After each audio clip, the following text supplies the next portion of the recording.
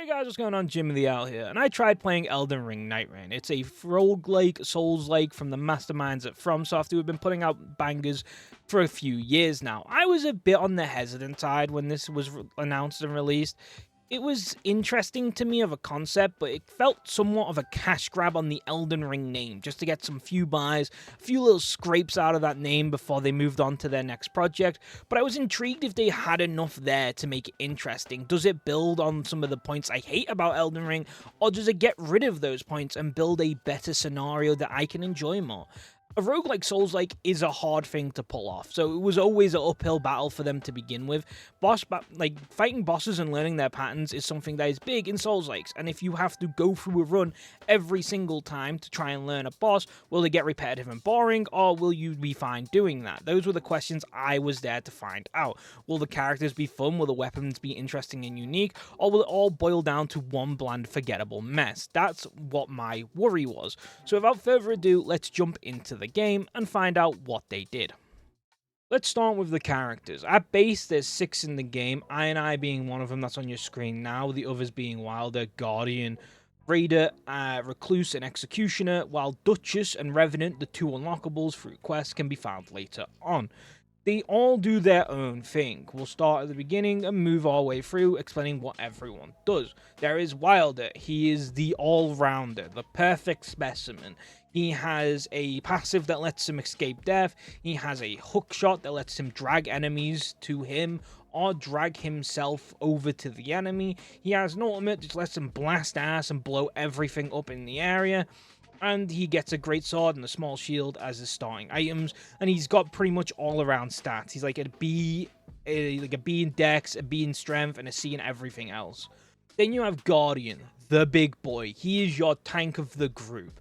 He is best at just tanking hits with his shield and just guard attacking whenever he can. His passive Steel Guard, where when you have your shield up and dodge, you get increased blocking and you take less damage. You have your skill, Whirlwind, which you just kind of like throw wind into the air. It seems very pointless in most occasions. Definitely not one of the best abilities in the game. His ultimate, Wings of Salvation, where you'll fly up into the air and then fly down onto the target that you're located at, dealing AoE damage and instantly reviving anyone in the area. I, pulling out the bow and arrow, your ranged guidance, your best range damage you can probably get in this game with consistent output. Unlike the mages in this game, I has no pushback when it comes to spamming. He can just fire arrows for days. This is the one and only Souls game that just doesn't limit your arrow use. You have infinite arrows, and by God is it fun as fuck. His passive makes it so that he can obtain items more easily from enemies, just increasing discovery rates. His skill marking will let you dash through someone with your dagger, increasing damage done to them, and if you manage to pop the weak spot that you apply to them, you'll do massive damage and most likely 9 times out of 10 cause a guard break. His ultimate single shot will get an absolute massive bow from his back, charge it up, fire it down the line, dealing the most damage to the target that you've selected and anyone it goes through, as well as dealing AoE damage to everyone else in the area. It is one of the better ults in the game. It is easy to revive people from a distance. It absolutely clobbers normal enemies into the ground, deals massive damage to big enemies, and does decent damage to bosses, even causing a guard break 9 times out of 10. Then you have Duchess. This is your nimble fighter mage dagger that does stealth. She has a B in Dex, and then she has a in Int and Faith. She mostly uses daggers. She has her passive, Magnificent Poise, which allows her to attack and dodge more optimally, meaning it reduces the stamina when using attacks or evasion actions and allows up to 2 consecutive evasive actions. Her skill restage is probably one of the better ones in the game. It is an absolute game changer to have a Duchess that knows how to use this. It will allow you to reapply the damage just done to an enemy. So if you have everyone like throw their ult out and then restage them, they'll all take the ult damage again. It is absolute insanity what you can pull off with this thing if you time it correctly. Her ultimate finale is just a cloaking device. It makes everyone, her and her team, go invisible, causing enemies to lose track of them. Casters can no longer find them, causing enemies to either aimlessly wander around trying to look for you or stand still so you can just walk behind them and get a quick backstab or front stab. It is decent, but it is very fine-tuned to be used in certain situations. It's not an all-round at all. Then there's Raider, the big boy. This guy wants to use enormous weapons and unga bunga till there's no bunga to unga. He's interesting to say the least. His passive fighter resolve is a bit of a weird one. He can take damage before getting knocked down, as well as building up for his skill, which is retaliation. If you use retaliate after getting hit so many times with fighter resolve, you'll do a stronger version of retaliation. Sometimes break posture, but sometimes you just don't. It really does depend on the enemy, but it is still a very good skill. It also reduces the damage you take while you're in retaliation. You can't be knocked down and you can't be stopped, so you just tank everything that's in front of you with reduced damage, as well as get to throw a mean righty that will knock down any enemy that isn't big and might stance break the others. Let's talk about the Revenant. She's the summoner of the group who can conjure phantoms of her dead family members to come back to help her fight for her. Which is weird because she just has one of the lowest health pools of the game, as well as she has one of the lowest defenses of the game. No way to get mana back, unlike the maze that we'll talk about later on, and her stats are all over the place. She has a C in Strength, a C in Dex, a B in Int, an S in Faith, and a B in Arcane, which is more all-rounded than the Wilder is, just more in the magic sense. Her passive Necromancy feels like a wild bag if it will ever work or not. The wiki explains it as you need to deliver the final blow to anything that isn't considered a major boss in the game, and you will trigger Necromancy. There's no cooldown on it from what I can find, but it feels like such a mixed bag if it works. 9 times out of 10 you'll kill an enemy, you won't get it. Other times you'll kill 2 enemies in a quick fashion and get both of them, but they were the last 2 enemies, so it doesn't matter. It means nothing. They remain on the battlefield for approximately like a minute at most. I've seen them around, and then they just disappear. And if they're not in the area fighting with you at that very moment, they don't normally follow you. So if you've already cleared the area, they are absolutely pointless. This is something that should be so cool, and it just doesn't work or function in any way to make it cool or usable in any way. You can't really ever use this to your advantage. Now that we've got that out of the way, let's look at the better version, Summon Spirit. This is her skill, which lets her summon one of her 3 family members, that is Helen, Frederick, or Sebastian. Helen is the nimble fighter of the group. She spawns with a rapier, and she moves around darting and getting quick hits in before backing out of the fight. She is probably one of the stronger summons I think you have for damage potential, but gets killed very quickly by anything that hits quick and big. Then you have Frederick, the big boy. He is a big guy with a big mace. He's a bit more tankier, but he doesn't really seem to do as much damage as Helen, nowhere near as close.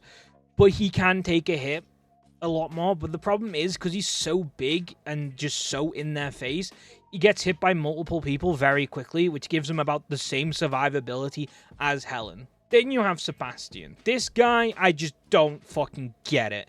I just don't understand.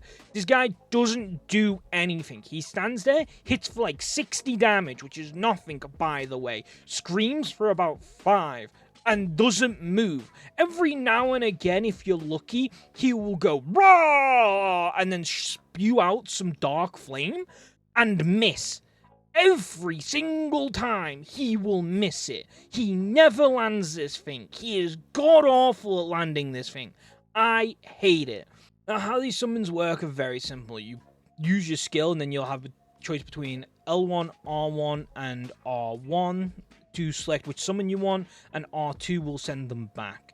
Once one dies, it will instantly get sent back, and it will regen health slowly. Killing enemies will speed this up, and once their health is about halfway back up, you can summon them again, but you have to wait a certain duration of their health to be back before you're allowed to summon them again. Then you have her ultimate, the Immortal March.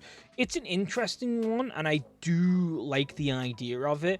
you release a big shout with a couple of ghosties coming out of you. With that, you instantly revive any downed allies around you. They instantly become downed, and anyone who's alive still that wasn't downed becomes immortal for a certain duration of time, as well as all your family members and summons also become immortal for that duration of time. My downside to this, the temple invulnerability, just means you can't go below 0, so you're still taking a lot of damage. It's not like the perfect situation. Another thing is, there's no countdown, there's no timer, there's no idea of how long it goes. The game itself doesn't even tell you, like when you read the description of the move, how long you're immortal for. You have a little small blue light on you while you're immortal, and you have a little buff at the top of your bar. But unless you know the exact timing, you end up backing out of the fight a lot earlier than you need to be, just in case something is going to hit you, or you get caught in a grab, and halfway through the grab, you lose your immortality and die. It is a cool move, again, that just doesn't translate for me into being a cool ability that should be as cool as it is, and instead it becomes one of those, well, you can use it in very specific situations that barely ever come up. And because your team doesn't even realize 9 times out of 10 they've been hit by the immortality, they don't go in and back off and heal. So they just don't use the ultimate to their advantage anyway.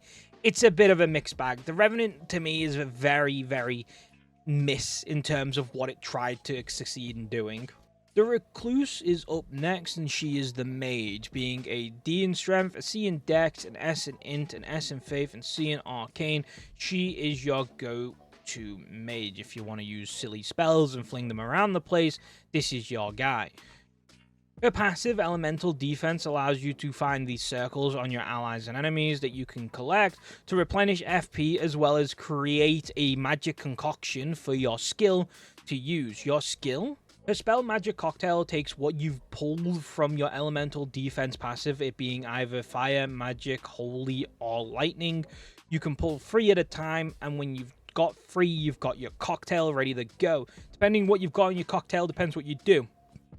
Like Magic Fire will create a fireball that hot tracks all the enemies around it, constantly burning them and then eventually blowing up.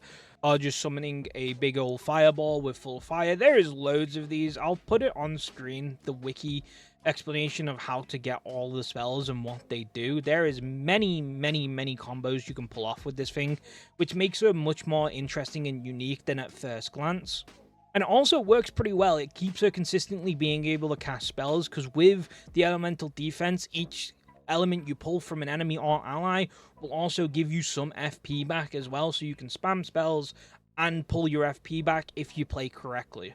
Her ult Soul Blood Song is kind of boring in my opinion for what a mage could be. Seeming they needed a way to keep you constantly being able to gain mana back. It's a fine way of doing it, and it also helps you support your team, seeming it gives the blood sigils on the marked enemies to your team as well. So if they hit the sigils, they'll get HP and mana back as well, not just the mage. But overall, it's just a lacklusterly boring ult that doesn't really do anything for the mage style gameplay. It's not anything big or bombastic that you would want it to be. Instead, it's just kind of a big AoE move that just lets you heal and get some mana back. Last but not least, the Executioner.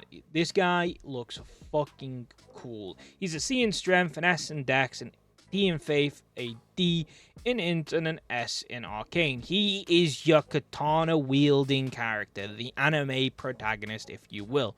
His passive, Tenacity, receives a boost after recovering from status ailments. This increases your attack speed and your stamina recovery. You have his ability Suncatcher, which lets you draw out his Cursed Blade to allow you to attack, deflect, and parry attacks. The bonus being you just get to freely deflect attacks. It's not really got that big of a time frame on it. You can kind of do it in a big time space before you get hit, and you will not be punished for it. So that's always nice, as well as it just gives you that cool style of gameplay to just constantly deflect the enemy and give you those clutch moments at the end of a boss, just constantly deflecting his attacks. It's overall a cool ability. I just never really get to use that much. His ult, however, is so cool, yet overall just terrible. Aspect of the Crucible Beast, it turns him into an absolute ginormous beast. The downside is any form of damage you take is transferred to you if you go below the Crucible's health bar onto your own. Plus, if you're down as the beast, you're down in the game, and most enemies in this game, like bosses at least, will just AoE you to shit and just grab you, hit you with slashes that aren't even aiming for you because you're so much of a hitbox now. It is such a cool idea. And it's just so sad that most instances, unless you're clearing basic enemies, you will not be able to use this. Like in the Night Lord fights and stuff, you will barely ever use this thing in fear that you're just going to down yourself and make the team struggle harder to try and get you up because you decided to look like a cool beast.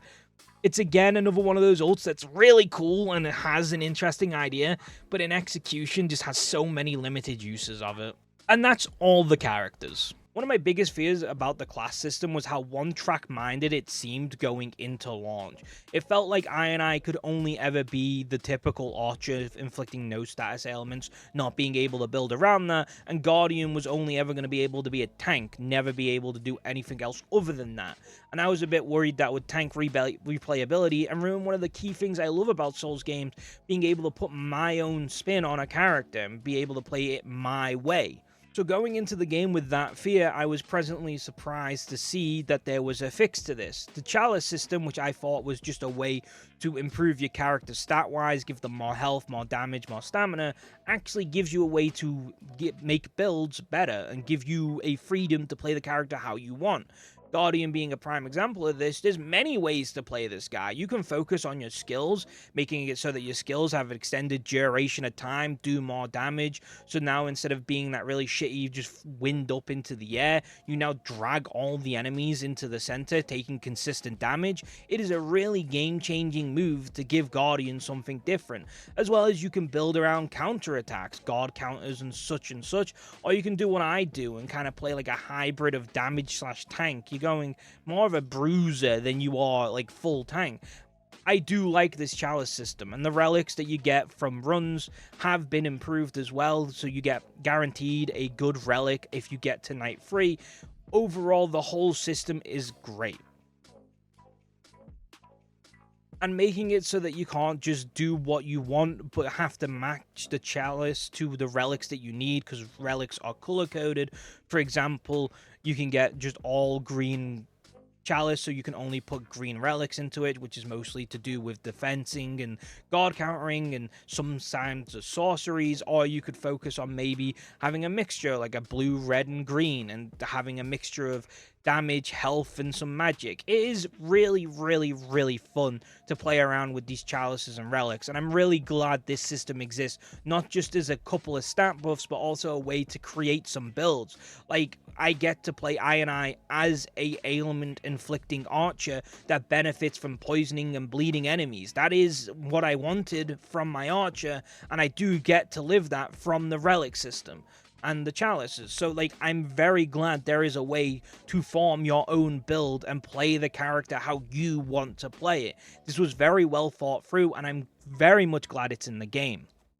Now the characters out of the way, let's talk about expeditions. They're a two-layer bag to me. The first part is the gearing, leveling, and exploration of Night 1 and 2 to get you ready for Night 3, which is the final boss of the expedition you set out on. At first, you only start with one expedition, that is the wolf that you see in the trailer for the game, that splits into 3, but after you beat that, you unlock more expeditions until you unlock the final boss, the Night Lord, and then bada bing bada boom, you beat the Night Lord, game's complete, expeditions are done, until we get more in the future like they've said they would. But how do these expeditions work? How do you gear? How do you level up? How does the whole cookie crumble? Well, let's dive into it, shall we? So how it works is very simple. You'll start off loading into a random seed of Lindell, which is the area the game takes place in, which is just a collection of misshapen parts of Limgrave slammed together, with loads of camps, a couple of churches so you can get some Estus flasks, a few sites of grace to level up at, and a couple of merchants to buy items if you want,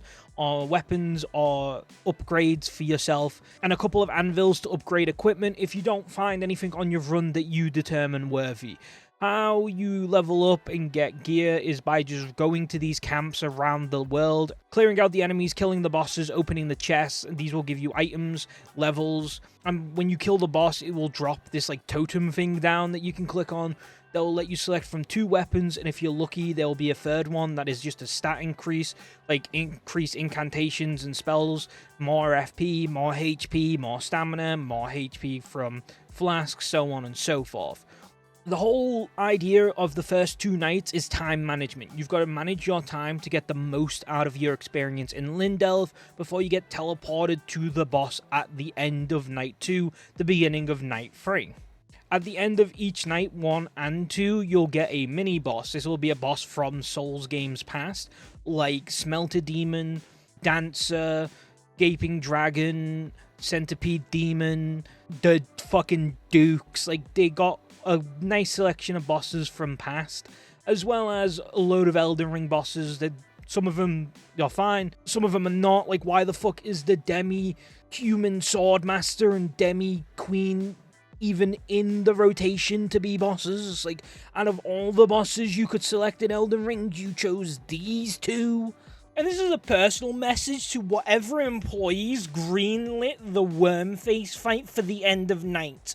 Have a long, hard look in the mirror and question your life decisions for why you thought this would be fun or enjoyable for anyone involved. Like, don't get me wrong, the normal Wormface fight is fine. If you're fighting him in the ruined temples where he resides during the day, it's perfectly fine. But when night rolls round and he's an end-of-day boss, why on God's green earth is he constantly petrifying you wherever he goes? It's like they looked at the Smelter Demon, this perfect specimen of a boss, and was like, do you know what would make this even better? If we gave it petrification. So instead of fire constantly burning you as you try and fight, you just get one shot when the bar reaches full. Enjoy your stay. It's absolutely abysmal to play this range, and if you have 3 range characters, it's just one after another diving in and out, waiting for it to go down. It's awful, dude. Just never again. And that is the pretty big premise of night 1 and 2, just managing your time to get the Estus Flask, go to as many camps as possible, and to defeat as many bosses as possible that show up on night 2 on your map, to get the best gear, to get the best XP, so that you can use the souls to level up at the Sites of Grace dotted around the world that also spawn when you defeat a boss in a camp or in the open world. There's also Evergoals dotted around the area that you can open if you find stone keys. For some reason, I've barely ever seemed to find stone keys, so they weren't really a big part of my playthrough of Nightreign, so I'm not really going to comment on what is, like, the best way to deal with those.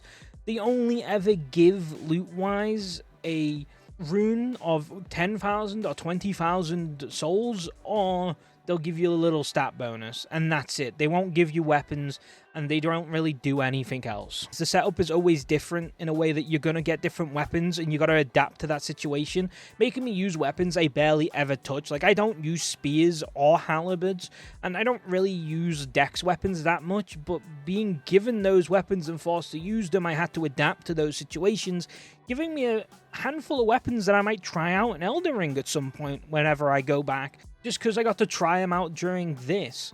As well as everyone's going to have their own way of clearing Lindelv. Like, my way is to collect as many flasks and camps on night 1, to then go to the centerpiece in night 2, which is like this castle thing, to clear the boss down below and try and clear up above to get as many souls and have a high chance of getting legendary to rare weaponry as I possibly can. Speaking of weaponry, there are 3 rarities like I just mentioned. There was legendary, but it goes normal, blue, purple, and yellow, which is normal, common, rare, and annoyingly, and I'm not a big fan of this, not every weapon class has a legendary weapon, which is kind of shit in the grand scheme of things. I would have loved to see, like, a legendary shield.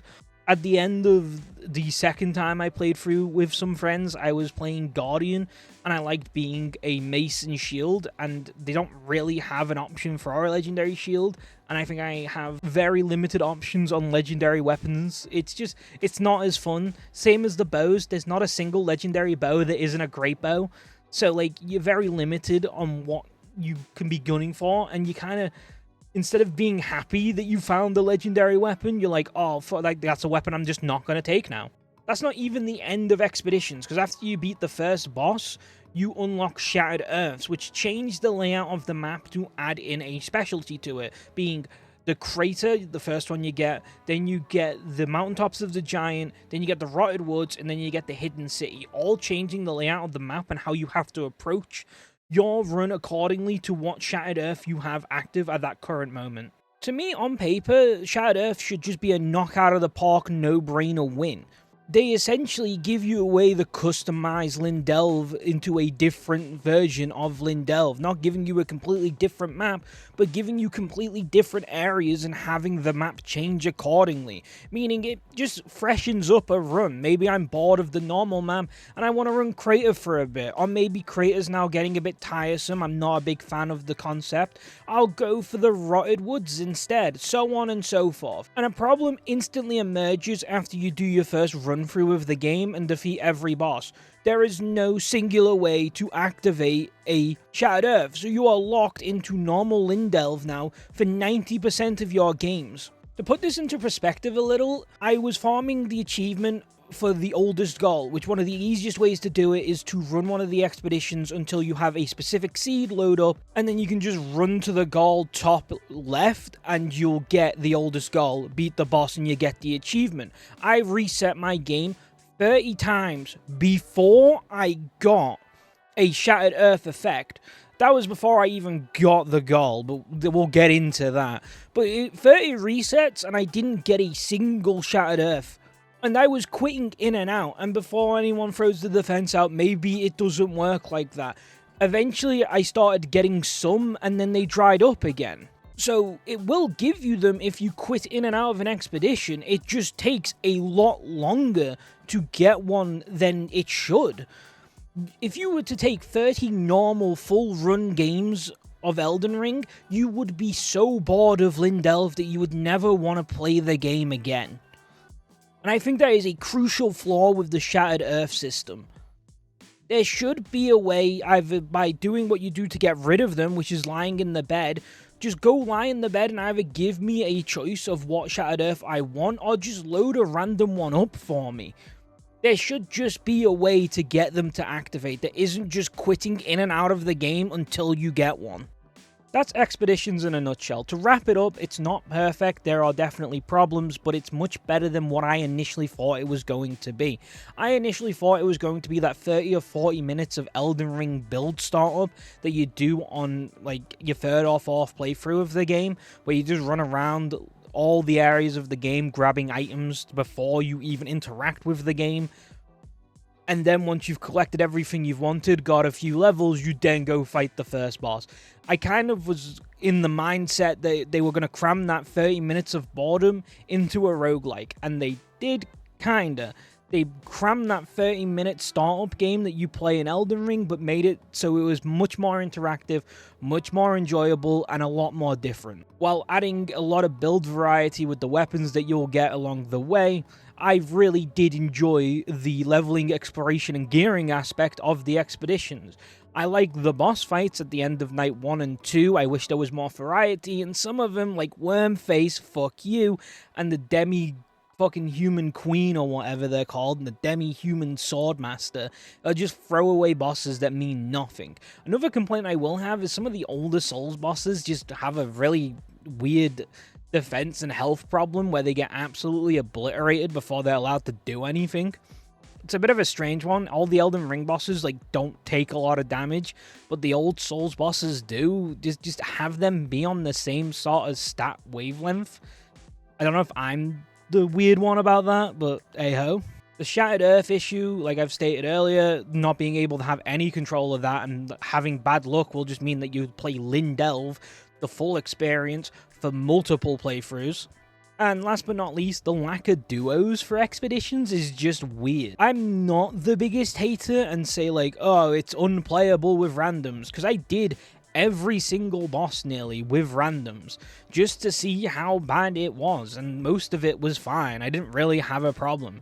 Yeah, we didn't always agree where we were going, and split-offs did happen from time to time, which isn't very good in this game. Splitting up can really hinder a run, but overall my experience was fine. The lack of duos is still baffling, and I don't know why they didn't think duos would be important, seeming most other Souls games could realistically only ever be played with 2 people if you wanted to have your sanity intact of fighting the bosses over and over again. It is very weird that duos was missed. As an overall package, I am generally shocked and surprised how well the first 2 nights and the bosses within those nights of the expeditions go. But they're all leading up to one big thing, the bosses. The thing you've entered that expedition for. Starting from the wolf and making our way all the way to the Night Lord, here's every single main expedition boss Nightreign has to offer. Let's set the stage a little. You've just beat Night 2's boss and you've teleported into this weird-ass white room filled with water with a pathway leading to a big-ass door. You enter the door, get a cool cinematic, and you end up in this ashen, sandy location with a cool-ass looking skybox, and as you walk forward, Gladius shows up out of nowhere, puffing in a red smoke, wielding his sword and throwing it on his back. I love the boss arena that they have for all the bosses and change it accordingly to what the boss is doing, but I also love how they represent the boss entering the arena, how it shows up and sets the stage for the fight. I love everything about Night 3 and how you enter it. Gladius, on the other hand, is also just awesome. It is a very well done first boss that will put you on edge trying to figure out how to combat him, because if you fail, you've got another 40-minute barn burner on your hand to get back to him. So tensions are high. As you can see, me and my good friend here were missing our trio, so tensions were already pretty high. He left early on, but we thought we could do this. And to say that Gladius is an easy boss, I think is a bit of a slap in the face. He's easy compared to what is to come, but he's still a challenge in and of himself. His main problems are that he's very telegraphed and slow in what he does, and only has really 2 big catch-out moments that will get you down if you're not paying attention. That being when he splits from 3 heads 1 wolf into 3 wolves. Them charging at you at once and picking one character can really be a scary endeavor to try and dodge all 3 at the same time. And if they do the second scary thing, they all shotgun breath at different times while surrounding you, it can become an absolute nightmare to deal with. But except from those 2 things, shotgun breath while he's 3 wolves and just being 3 wolves, he's not too difficult to a point where you'll need to be redoing this multiple times. I got it done on my second time, and I think I got it done with this guy in 3 attempts. And of course, the attempt that we actually get it done, it's just us as a duo, which is just mwah, beautiful. But I love the design. I love for what they were going for here. He's just by far one of the coolest first interactions of a boss that you could have in this game. It sets the bar pretty high, and he is showing you perfectly what the game is and what is to come. With Gladius's defeat out the way, that is 6 expeditions that he grants us, and you only have to beat 3 of those 6 expeditions to unlock the final boss himself, the Night Lord. Me, however, I went from top to bottom, starting at Gladius and ending at the Night Lord, which is what I would feel like the game intends you to do. However, I do like this system where, like, if you get stuck on a boss, you can just go do another expedition, try and get yourself out of that rut of, like, losing to, like, the sentient pest, and go fight Augur instead. I do really like the idea of having multiple expeditions open up to you at once, so you're not just stuck banging your head against a 40-minute grind to get items, gears, and levels, and then losing to the same boss over and over again. I really am glad they gave you the option to just go to whatever boss you wanted and only have to down 3 to get the Night Lord to appear. But enough rambling, let's go to the Gaping Jar expedition where Adele, Baron of Night, is located. Adele does two things. It teaches you these fights are going to have mechanics that you're going to have to learn and abide by if you want to make it anywhere, and good luck learning it because they're going to hit hard and go fast. You better be a quick learner. And two, that weaknesses aren't just weaknesses in this game, but can have a big effect on the fight. Adele, for example, is weak to poison, but he's not just weak to poison as it ticks really fast, but it has a physical effect on the boss. It stops him from ramping up into second phase as fast and as much, as well as it causes him to lock up and throw up the poison, meaning everyone just gets to have free reign on the guy while he's stood there doing nothing. And I think this is so fucking cool that like the elemental weaknesses these bosses have aren't just well, you do 20% more damage than if you just hit them with a sword, but more like, well, if you have poison here, you will be statistically in a better place, not just damage wise, but mechanically as well, giving your team a bigger advantage over if you just went with what your favorite weapon is. Once again, putting emphasis on time management in day 1 and 2, trying to find ways to guarantee yourselves the weakness of the enemy you're trying to fight and plan accordingly.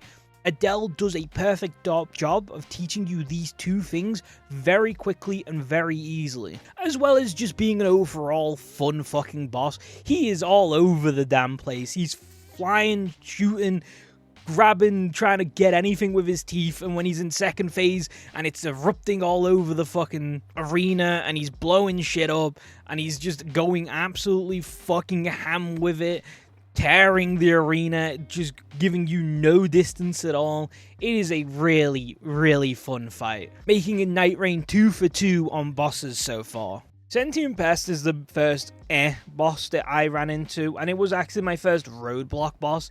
It's just very tanky for what it is, and it does a lot of damage when it's in its second phase. But overall, like, I would slot this into Elden Ring normally, and you would be perfectly fine, and you would think it's just been pulled from that game. The other two bosses play a different enough to other Souls games, where you would feel like that is a Nightreign exclusive fight. That's how this fight is supposed to work, with a 3-man squad to tackle the thing. And Sentient Pest doesn't really give that kind of vibe. There was no mechanics you really have to interact with, no elemental changes, no really big plays you have to make. It's just throw yourself at the boss until it dies, the end. You're not doing anything special. Nothing big or tremendous is going on. You're just fighting a butterfly and a bug, and in phase 2, where the only spectacle thing that happens is that the whole arena changes to this petal-filled poison landscape, is the only impressive thing that happens during the whole fight. And now it's back to fighting the same boss, but now they're just on top of each other. Like, the fight itself is underwhelming for the last two things I've just fought. And I really wish it wasn't that. And it wouldn't be difficult if it wasn't for its overwhelmingly high resistances to everything that isn't fire. If you don't go in with a blunt weapon or a fire weapon, or hell, if you can get both, you're in for a fucking crushingly good time. Everything else this guy is just like high resistant to. It is absolutely depressing trying to fight this thing with a bow and arrow. It's just not fun at all. And like I said, this was my roadblock. I was stuck here for a while, which is probably why it leaves an even worse taste in my mouth, because I'm stuck on a fight that realistically doesn't have any special mojo to it. So I'm playing 40 minutes of run around and gear up just to experience what realistically I could go experience in any other FromSoft game and have a funner time doing it. For that reason, it gets put in the okay pile. It's not offensive to the point where I don't want to fight it ever again. But if you give me the choice of any other boss than this, I'm most likely going to choose the other boss you pick. Unless you pit it against Augur, in that case it's a Sentient Pest day every day. The Sentient Pest sucked for me because I didn't like the way it played. It was kind of just a generic boss fight with a big health pool, but that doesn't mean it's bad or anything like that, which is why I put it in the okay pool. I would put Augur in the bad pool. Even if you take into the consideration now that I know the things I do, which is that shooting the jellyfish in the arms fires balls at him, making it so that he staggers easier and you can actually hit him, The fight itself is just so uninteractive and then just so nothing that I don't enjoy doing it.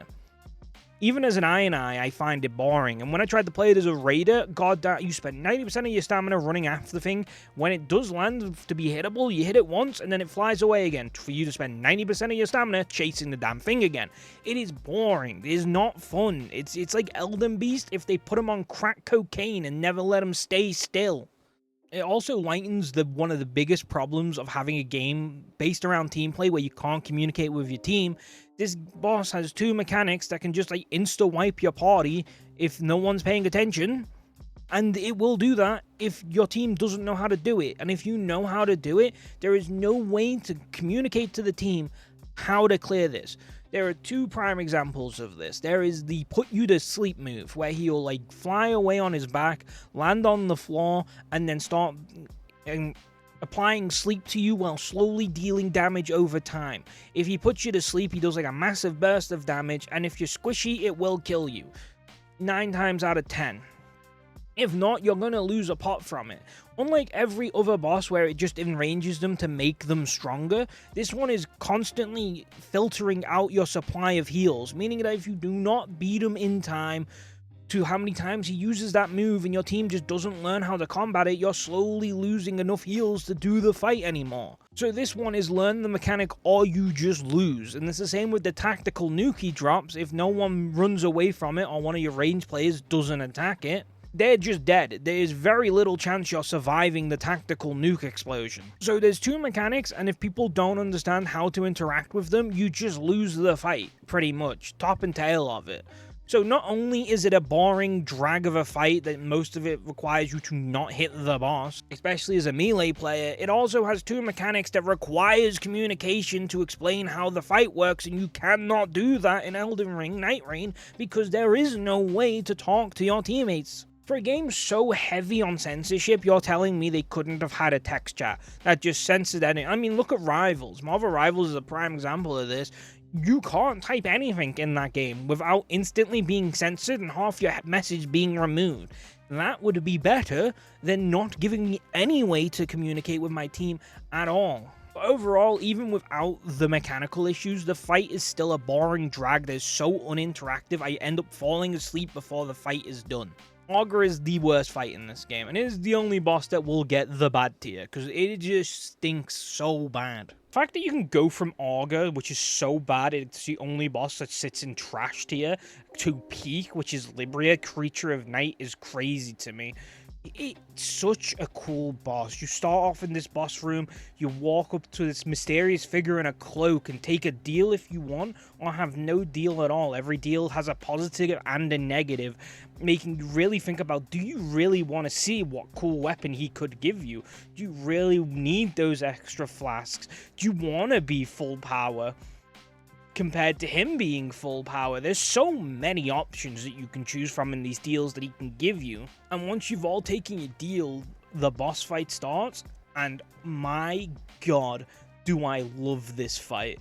And it's one of the only fights I cannot wait to see what the enhanced version is. Like, I need to see how over the top they go with this.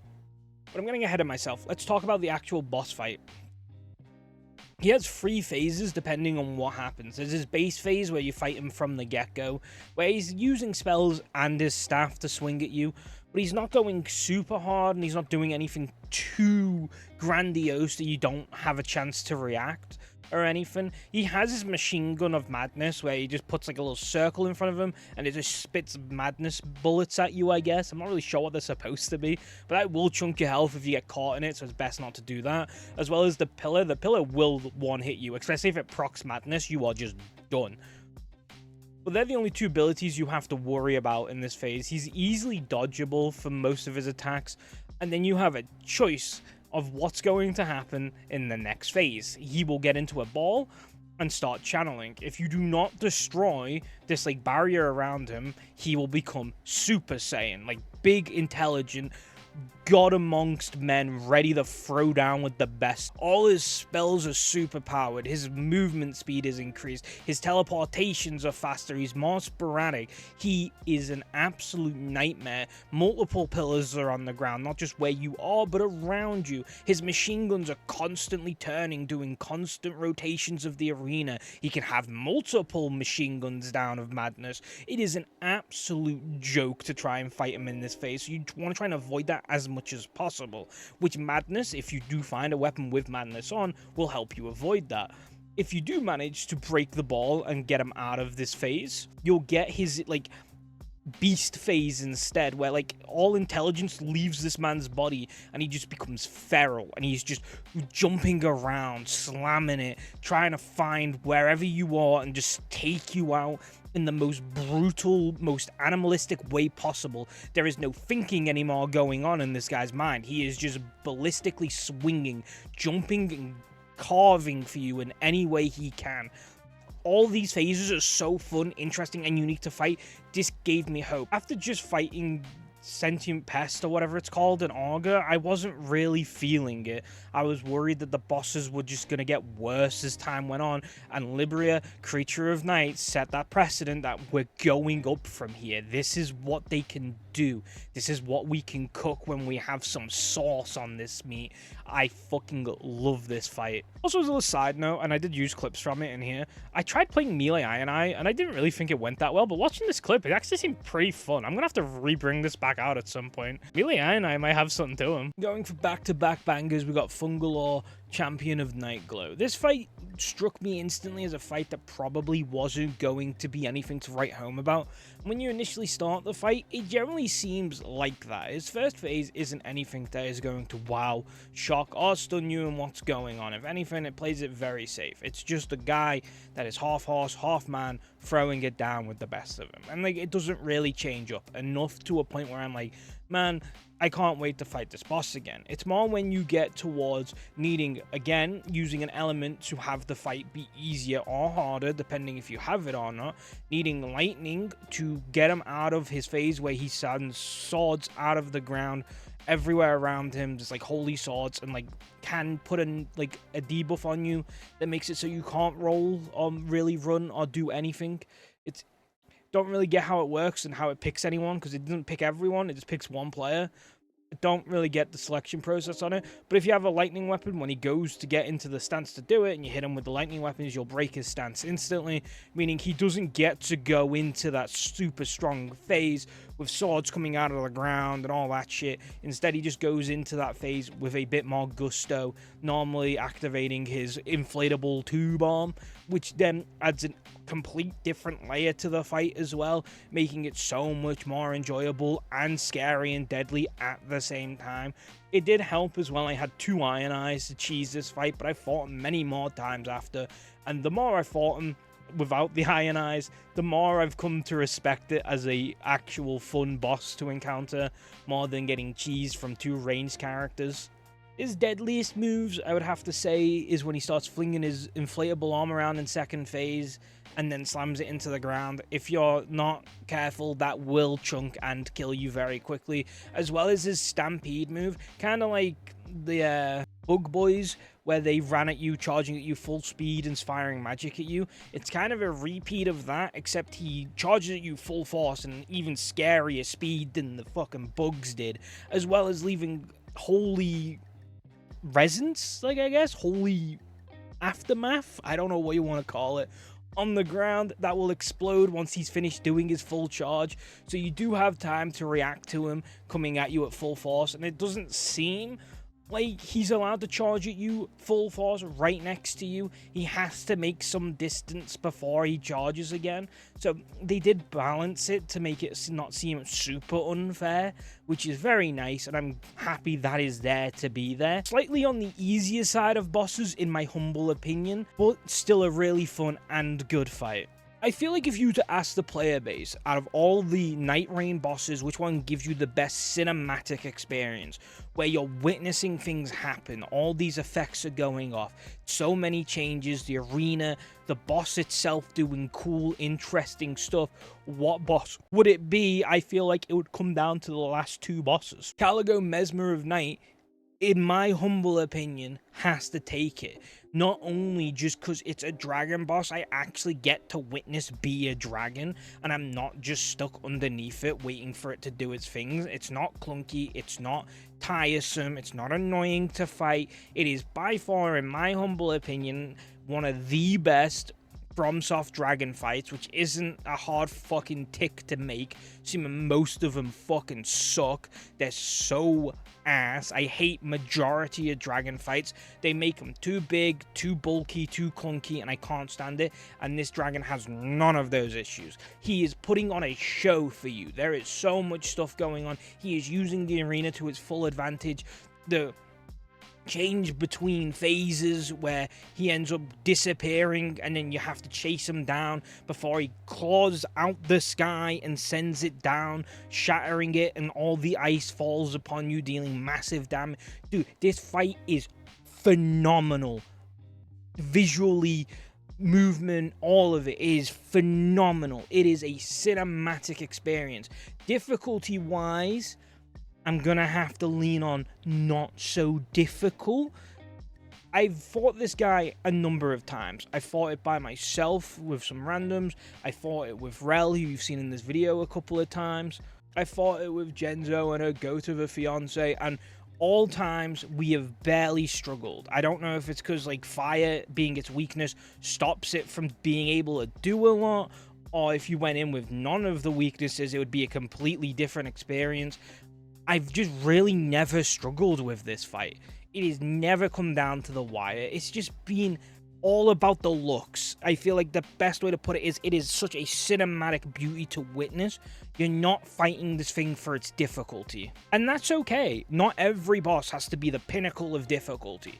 Some bosses can be the pinnacle of showing you what the developers can create in terms of style and creativity. And my fucking golly gosh, did FromSoft's team pull it out the bag and giving me one of maybe the only dragon fight I would openly willing go back to multiple times. I think the closest I've been is Bale from the Elden Ring DLC, but that means I gotta play the Elden Ring DLC, and that's likely not happening anytime soon.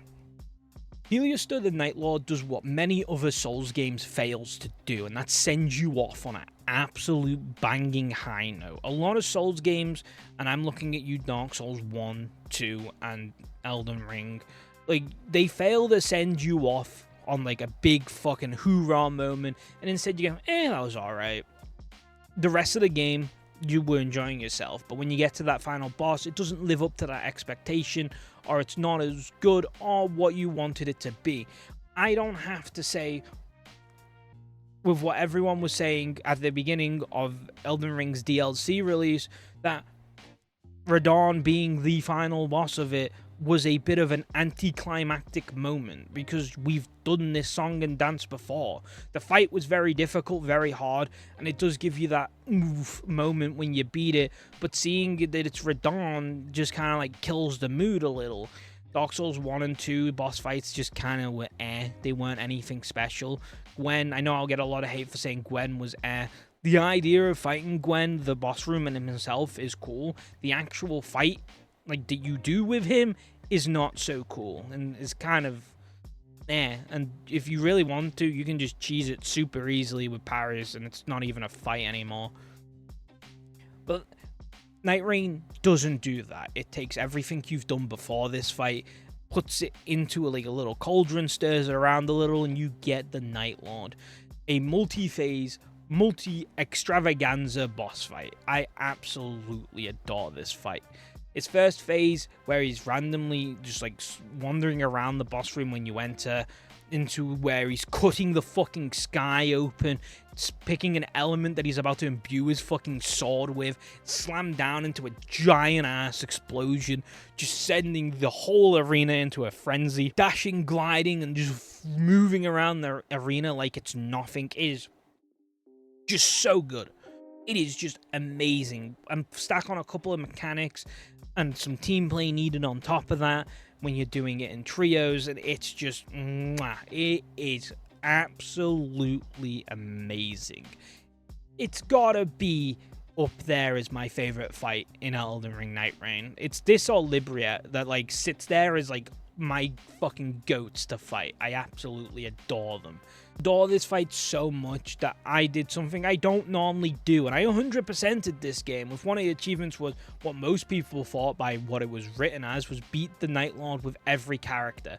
And not once was I like, man, I don't want to fight this guy again. I couldn't wait to get into that room again and fight him on a different character. I adored this fight. It is by far one of the best send-off fights you can get in a Souls game, and I am so happy that like it didn't end on a sour note. My money's worth was absolutely achieved on this one fight alone. Everything else that I fought up to this point was just bonus revenue. I adore this thing. It is so good. And that was my experience with Elden Ring Nightreign. I adored most of it. There were some issues, like I said in the video, there were some issues I ran into. There are some bosses that are just outright not fun to play against.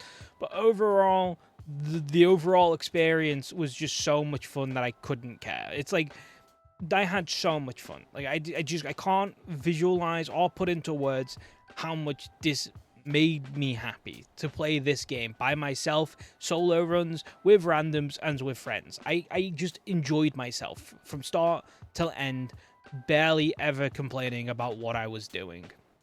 To put it into perspective, if you realize there was a big lapse since like a big upload on my channel, that is simply because I just haven't had the inspiration or want to make a video.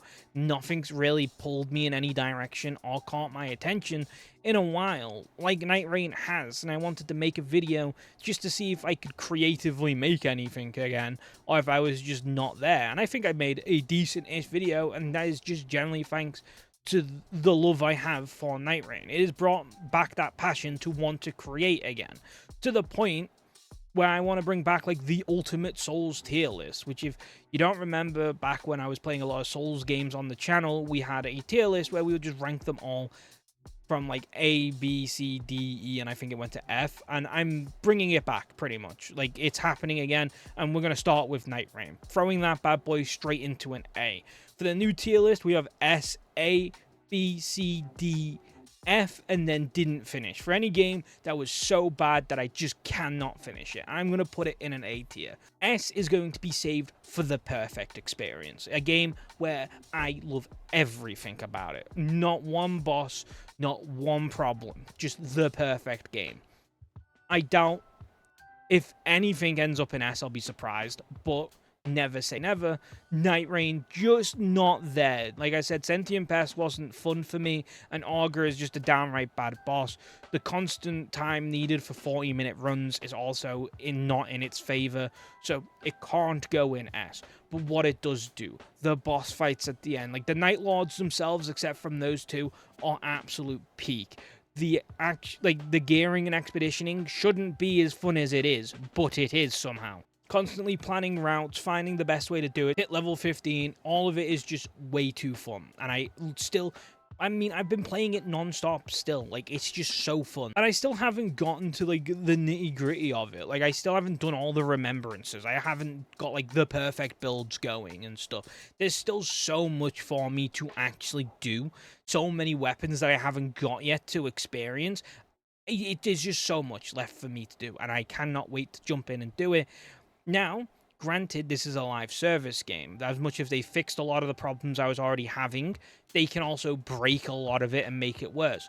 So Elden Ring Nightreign is going to be on a special can be moved category, where right now it sits at an A, but they might completely just destroy the game and have so many fights that just are ass, or make so many different nerfs and changes that the game's no longer fun anymore.